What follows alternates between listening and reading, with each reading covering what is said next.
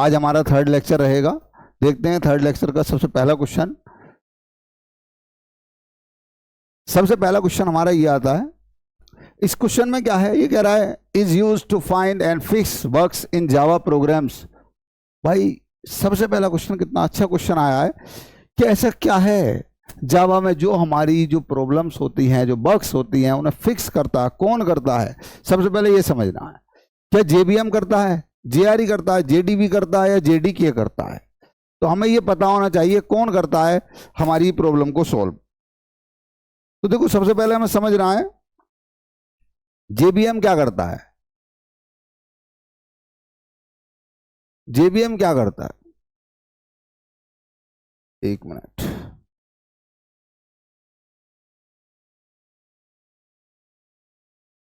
JBM क्या है भाई, जेबीएम जो है वो हमारी जावा वर्चुअल मशीन है।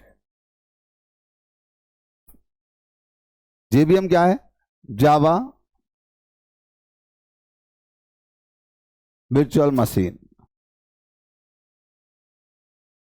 ये हमारे कोड में कभी भी बग्स नहीं ढूंढती, ये हमें सिर्फ एरर शो करा देती है। इसके अंदर कुछ चीजें हैं, जैसे क्लास लोडर है ना, जेआईटी है, आपका कोड वेरीफायर है, तो ये आपको ये बता सकते हैं ये एरर आ गई। परंतु क्या आपकी एरर को फिक्स करने का काम कर सकता है जेबीएम? कभी नहीं कर सकता। जेआरई भी कभी नहीं कर सकता, क्योंकि जेआरई के अंदर जेबीएम होता है, जावा रन टाइम एनवायरमेंट। अगर हम इसकी बात करें, एक होता है जेडीके, तो जेडीके के अंदर जेबीएम जेआरई ये दोनों होते हैं। परंतु बात करता हूं जेडीबी क्या होता है, तो हम इसे क्या बोल सकते हैं, इसे हम बोल सकते हैं जावा डी बगर। नाम से ही पता लग रहा है भाई, नाम ही बता रहा है कि डीबगर क्या होता है। ये हमारे कोड को क्या करता है, डीबग करता है। क्या करता है, हमारे कोड को डीबग करता है। और डीबग करने से हमें पता पड़ता है कि हमारे कोड में क्या एरर है, कहाँ हम क्या गलती करते हैं। तो हमारी जो एरर फिक्स करता है वो कौन फिक्स करता है, याद रखना जेडीबी, जिसे हम बोलते हैं जावा डीबगर। तो हमें ये आंसर हमें पता होना चाहिए। अगर कभी आपसे कोई क्वेश्चन पूछने लगे कि बताओ हमारे प्रोग्राम की जो बग्स होती है उन्हें कौन फिक्स करता है, तो कौन फिक्स करता है, जेडीबी। नेक्स्ट क्वेश्चन की बात करते हैं, question number 14। Which of the following tool is used to generate API documentation in HTML format from doc comments in source code. भाई सीधी सीधी बहुत सिंपल आंसर है इसका, बताइए क्या आंसर हो सकता है। सबसे पहला है जावा पी टूल्स, दूसरा जावा डब्ल्यू कमांड, तीसरा जावा डॉक टूल और जावा कमांड। तो बहुत सिंपल सा आंसर है इसका, और आप मुझे इसे डिटेल करके देंगे, कमेंट में मुझे एक एक करके बताएंगे सभी लोग कि बताइए इसका मतलब क्या होता है, इसका मतलब क्या होता है, इसका मतलब क्या होता है। और मैं आंसर आपको बता रहा हूं, ये आंसर कोई सा भी नहीं है, इसका राइट आंसर होगा सी, जावा डॉक टूल। तो जावा डॉक टूल जो होता है वो हमारी क्या करता है, वो जो बोल रहे हैं कि हमारी जनरेट करता है डॉक्यूमेंटेशन को। ठीक है, एपीआई डॉक्यूमेंटेशन जनरेट करता है कौन, जावा डॉक टूल। तो इसका मुझे आप लोग कमेंट करके बताइए इसका क्या काम होता है, ये क्या काम करता है, ये क्या काम करता है और ये क्या काम करता है। ठीक, मैं आपको नेक्स्ट वीडियो में इसका एक्सप्लेन करके बताऊंगा ये क्या होता है, इसकी सबकी फंक्शनलिटी क्या क्या काम करती है। नेक्स्ट क्वेश्चन पर चलते हैं अपने। What do you mean by nameless object. भाई वाह, बहुत अच्छा क्वेश्चन है। What do you mean by nameless object. अगर कोई ऑब्जेक्ट विदाउट नेम का है तो उसका मतलब क्या है, समझो। An object create by using the new keyword. भाई ये बात तो सही है कि एक ऑब्जेक्ट जो होता है वो कैसे क्रिएट होता है, न्यू कीवर्ड का यूज करके क्रिएट किया जाता है ऑब्जेक्ट। परंतु भाई क्वेश्चन हमारा अलग है, ये कह रहा व्हाट डू यू मीन, इसका मतलब क्या है। क्या आप एक नेमलेस ऑब्जेक्ट बना रहे हो, तो ये आंसर वो गलत है, इसका तो कहीं लॉजिक ही नहीं है भाई, ये तो कहीं लॉजिक ही नहीं है। परंतु आपको बताऊंगा ऑब्जेक्ट कैसे बनाया जाता है। Next, an object of super class created in the sub class. अरे भाई इसका भी कोई मतलब नहीं है। An object without having any name but having reference. ये क्या कह रहा है, एक ऑब्जेक्ट तो है जो विदाउट हैविंग एनी नेम, उसका कोई नाम नहीं है, बट हैविंग ए रेफरेंस, पर रेफरेंस रखता है। तो भाई इसका भी कोई लॉजिक नहीं है इसके साथ। अब ये कह रहा है एक ऑब्जेक्ट है, ये क्या कह रहा है, what do you mean by nameless object, तो ये कह रहा है एन ऑब्जेक्ट, ऑब्जेक्ट तो है दैट हैज नो रेफरेंस, जिसका रेफरेंस नहीं है। क्यों भाई, रेफरेंस नहीं है तो नाम नहीं दे रखा उस ऑब्जेक्ट को। अब हम समझेंगे, सबसे पहले ये समझो कि भाई होता क्या है ये नेमलेस ऑब्जेक्ट, किसे बोलते हैं। तो मैं आपको बताता हूं। सबसे पहले आपको ये तो सभी को आता होगा कि ऑब्जेक्ट कैसे बनाते हैं। चलिए, सपोज दैट मेरे पास एक क्लास है और उस क्लास का नाम है, मान लीजिए रमेश। उस क्लास का नाम क्या है, रमेश। और ये सभी को पता है क्लास का स्ट्रक्चर ये होता है। क्लास के अंदर क्या क्या होता है वो जब हम क्लास पढ़ाएंगे तब मैं आपको क्लास में डिटेल से बताऊंगा, क्लास और ऑब्जेक्ट के बारे में पढ़ाएंगे। बस अभी सिर्फ इतना समझ लो, ये हमारी क्लास है। अगर मैं इसका ऑब्जेक्ट बनाने जाऊं तो मुझे क्या करना पड़ेगा, ये बोल रहा है an object created by using new keyword. तो सबसे पहले मुझे लिखना पड़ेगा रमेश। अब एक वेरिएबल ले लूंगा, वेरिएबल मैंने ले लिया R1 इक्वल्स टू, मैं लिखूंगा न्यू, फिर लिखूंगा रमेश, उसके बाद लगाऊंगा पैरामीटर और फिर लगाऊंगा सेमीकोलन। तो मेरे भाइयों बताओ ये क्या क्रिएट हो गया, जल्दी बताओ। ये बन गया ऑब्जेक्ट किस क्लास का, रमेश क्लास का। रमेश टाइप का ऑब्जेक्ट बन गया भाई, ये रमेश क्लास का ऑब्जेक्ट बन गया। अब देखो इस ऑब्जेक्ट को, अब ऑब्जेक्ट क्या है, ऑब्जेक्ट है न्यू रमेश ये। अब ये क्या कह रहा है, ये बोल रहा है यदि मैं नेमलेस बना दूं, अब इस ऑब्जेक्ट को पता मैंने नाम क्या दे दिया, R1। अब आप हो गया R1 नाम कैसे दे दिया भाई, मुझे अगर इसकी कोई प्रॉपर्टी कॉल करानी है नहीं तो मैं क्या करूंगा, मैं R1 और डॉट लगा दूंगा। जैसी डॉट लगाऊंगा तो जितनी भी रमेश क्लास के अंदर प्रॉपर्टीज हैं वो सारी यहां पर आ जाएंगी। ये बात समझ में आई सभी को नहीं?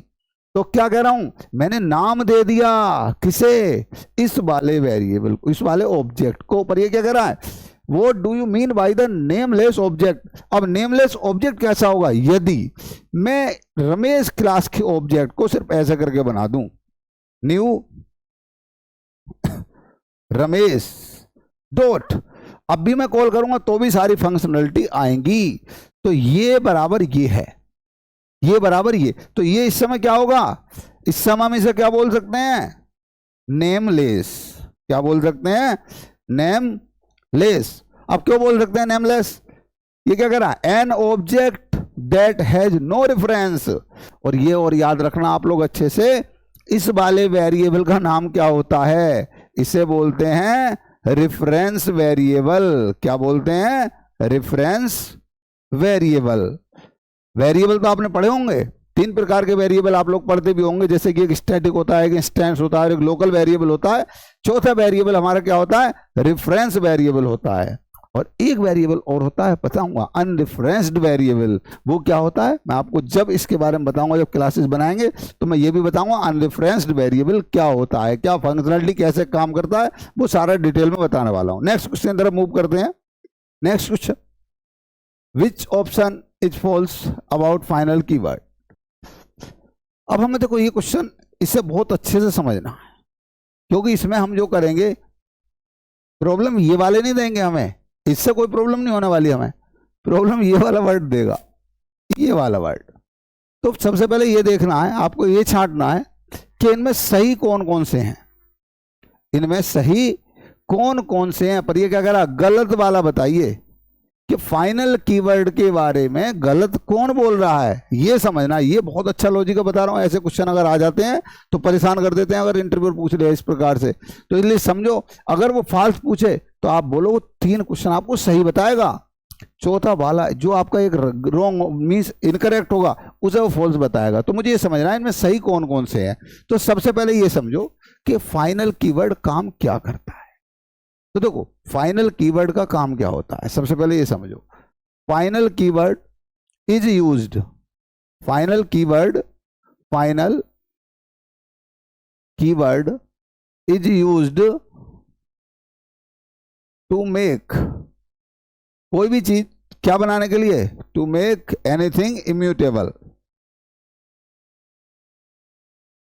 फाइनल कीवर्ड का यूज जो होता है वो किसी भी चीज को इम्यूटेबल बनाने के लिए किया जाता है। इम्यूटेबल का मतलब क्या होता है, जो चेंज ना हो सके, जो चेंज ना हो सके, that can not be changed. कि देखो फाइनल तो आप भी समझते हो, जब आप कोई भी चीज बना रहे होते हो तो आपसे पूछा जाता है फाइनल कर दें इसे, तो बोले यस सर। जब वो फाइनल हो जाता है तो उसके बाद उसमें चेंज नहीं हो सकता। तो फाइनल कीवर्ड का यूज कहां करते हैं? किसी भी चीज को इम्यूटेबल अर्थात जो बदल ना सके ऐसा बनाने के लिए हम फाइनल कीवर्ड का यूज करते हैं। अब बात आती है कहां कहां यूज हो सकता है, तो ये मैं आपको बता देता हूं। देखो क्लास से पहले फाइनल कीवर्ड का यूज हो सकता है, क्लास को फाइनल बनाया जा सकता है, इम्यूटेबल बनाया जा सकता है। दूसरा किसे बनाया जा सकता है?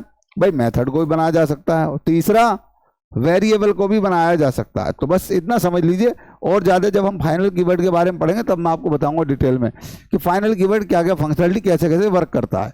अब ये समझो जरा ऑप्शन, आपको देखो फिर मैं एक बात बोल रहा हूं, ये चेक करना है जो सही है उन पर राइट क्लिक करते जाओ, जो गलत है उस पर आप क्रॉस लगा देना। A final method can not be over ridden in its सब क्लास, ये बात बिल्कुल सही है गलत? ये बात बिल्कुल सही है, इसमें कोई भी गलत बात नहीं है। फाइनल मेथड कभी भी क्या नहीं हो सकता? ओवर रिडन नहीं हो सकता अपनी सब क्लास में। दूसरी बात है final class can not be extended, final class को आप क्या नहीं कर सकते? एक्सटेंड नहीं कर सकते, ये बात बिल्कुल सही। परंतु फाइनल क्लास सब क्लास को एक्सटेंड कर सकती है, फाइनल क्लास एक्सटेंड कर सकती है। पर ये कह रहा है final class can not extend other class, भाई ये बात बिल्कुल गलत। कर सकती है, ये कर सकती है। A final method can be inherited, बिल्कुल सही बात है। अब आप ये बताओ इसमें से आंसर सही कितने हैं? 3 आंसर बिल्कुल सही हैं, गलत कौन सा है? ये वाला। तो आपका आंसर क्या होना चाहिए? आपका सी आंसर होना चाहिए। ये बात आपको समझ में आ गई? नेक्स्ट क्वेश्चन की तरफ चलते हैं आप। Next question 17, which of the following is a reserved keyword in Java? भाई जावा में रिजर्व्ड कीवर्ड कौन सा है? तो भाई बहुत सिंपल क्वेश्चन है, इसमें तो कोई देर ही नहीं लगनी चाहिए। ऑब्जेक्ट है?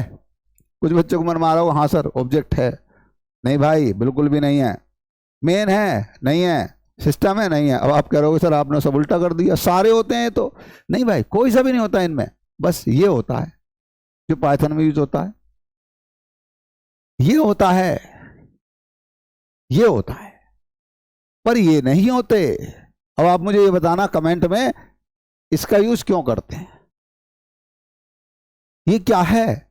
चलो बता देता हूं, शायद कुछ लोगों के दिमाग में आ रहा होगा कहीं ऐसा तो ना है सर ने पूछ लिया हो कि कभी ये प्रिंट कराने का काम करता हो। नहीं भाई, ये मॉडिफायर हो सकता है। कभी आपने पब्लिक वगैरह सुना है? पब्लिक, प्राइवेट, प्रोटेक्टेड, डिफॉल्ट, ये वहीं कहीं यूज होता है। तो देखना इसका क्या फंक्शनलिटी, क्या काम करता है, आप मुझे कमेंट बॉक्स में बताएंगे। और जब मैं आपको क्लास पढ़ाऊंगा, जब मैं आपको बताऊंगा मेन मेथड कैसे कैसे काम करता है, तो वहां पर मैं इसका यूज बताऊंगा, कैसे कैसे इसे यूज करते हैं, क्या काम करने वाला है ये। तो देखो अब ये क्यों नहीं है कीवर्ड? देखो मेन तो कीवर्ड है ही नहीं, तो पहली बात तो कीवर्ड का जो कलर होता है वो चेंज होता है, सबसे पहली बात।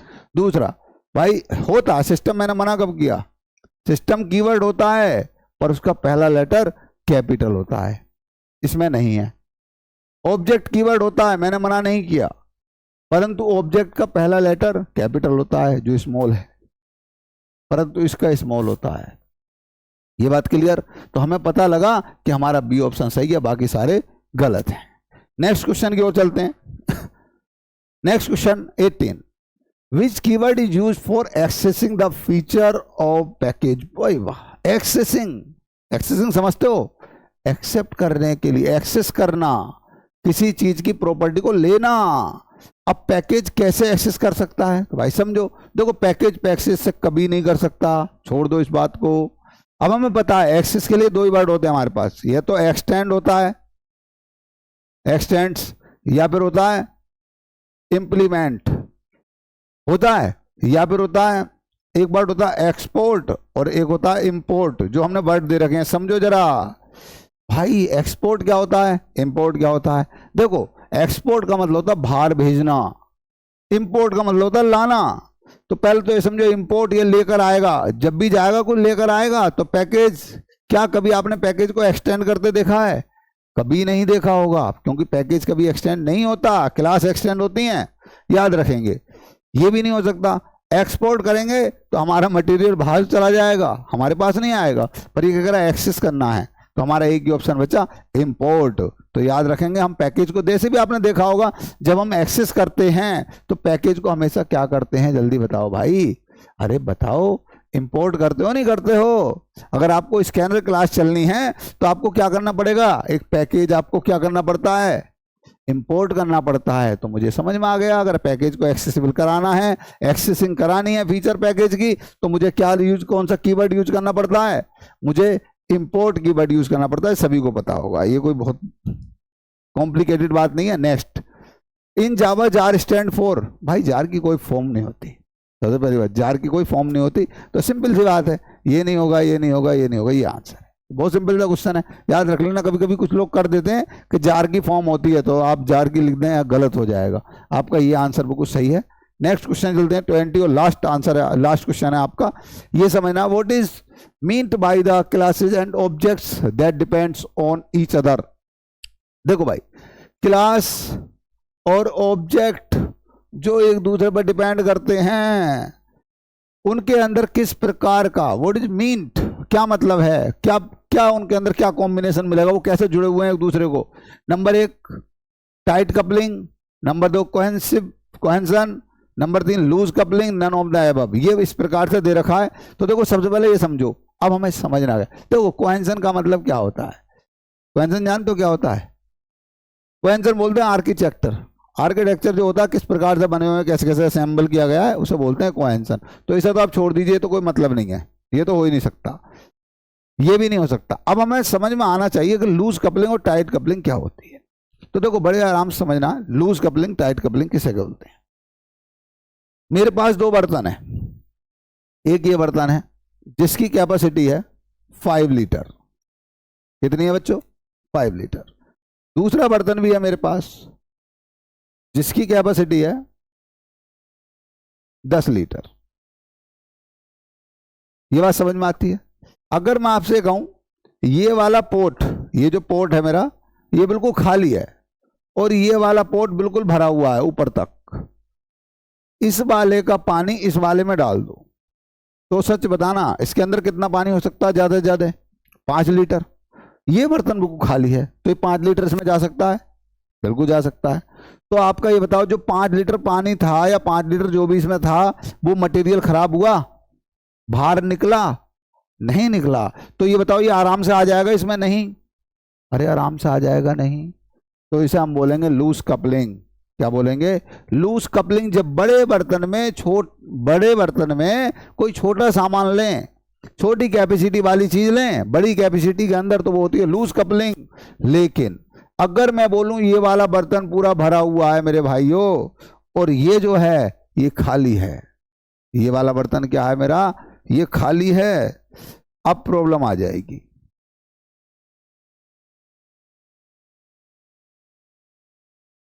ये जो पोर्ट है ये बिल्कुल खाली पड़ा पोर्ट, और ये वाला भरा हुआ। अब मैं बोलूं इस 5 लीटर में 10 लीटर पानी कर दो, तो ये बताओ ईमानदारी कितना पानी आएगा इसमें? भाई 5 लीटर का 5 लीटर आएगा, और 5 लीटर क्या होगा, इधर उधर को बिखर जाएगा। तो ये बताओ इसमें मेरे जो 10 लीटर था, तो कितने का नुकसान हुआ मुझे? 5 लीटर का। तो भाई टाइट कपलिंग में डेटा लॉस होने का पूरा पूरा खतरा रहता है। जिसकी हैसियत जितनी है वो उतना ही तो लेगा। तो याद रखना, छोटे डेटा में अगर बड़ा डेटा ट्रांसफर करोगे तो टाइट कपलिंग होगी। और एक बात याद रखना, जो ऑब्जेक्ट होता है वो सबका पेरेंट होता है। कभी आपसे कोई कुछ ने पूछे ना व्हाट इज ऑब्जेक्ट, तो आप बोल सकते हो object is the parent class of all classes. सभी क्लास की पेरेंट क्लास ऑब्जेक्ट क्लास होती है। तो ये कह रहा है क्लास और ऑब्जेक्ट, इन दोनों का कॉम्बिनेशन कैसा होता है? तो भाई ये टाइट कपलिंग होती है, ये आप याद रख लेना। क्योंकि एक क्लास में बहुत सारे ऑब्जेक्ट बनाए जा सकते हैं, और ऑब्जेक्ट जो होता है पूरी क्लास पर कमांड रखता है। तो यहाँ पर किस प्रकार की कपलिंग मिलेगी हमें? यहाँ टाइट कपलिंग देखने को मिलेगी, यहाँ लूज कपलिंग नहीं मिल सकती। ये बात क्लियर है? अगर आपका कोई भी डाउट है तो आप मुझे कमेंट में लिखकर बताएंगे। कोई टॉपिक समझ में नहीं आ रहा, जैसे टाइट कपलिंग लूज कपलिंग आपको समझ में नहीं आ रही, या कोई प्रॉब्लम आ रही है, तो आप मुझे कमेंट में जरूर लिखकर बताएं। अब क्या होगा, जब भी मैं आपकी क्लासेस लेकर चलेंगे तो उसमें मैं आपको कराने वाला हूं क्या, प्रिमिटिव डेटा। जब आपके चलेंगे तो प्रिमिटिव डेटा में आने वाली है आपकी कि लूज कपलिंग और टाइट कपलिंग क्या है। तो वहां पर मैं आपको प्रैक्टिकल करके दिखाऊंगा कि आप देखिए कि लूज कपलिंग क्या होती है और टाइट कपलिंग क्या होती है। तो उसमें आपको सब कुछ मिलेगा। ठीक है, तो आप लोग इसी प्रकार से बने रहिए। मेरे चैनल को लाइक कीजिए, सब्सक्राइब कीजिए, शेयर कीजिए। Thanks. Have a nice day.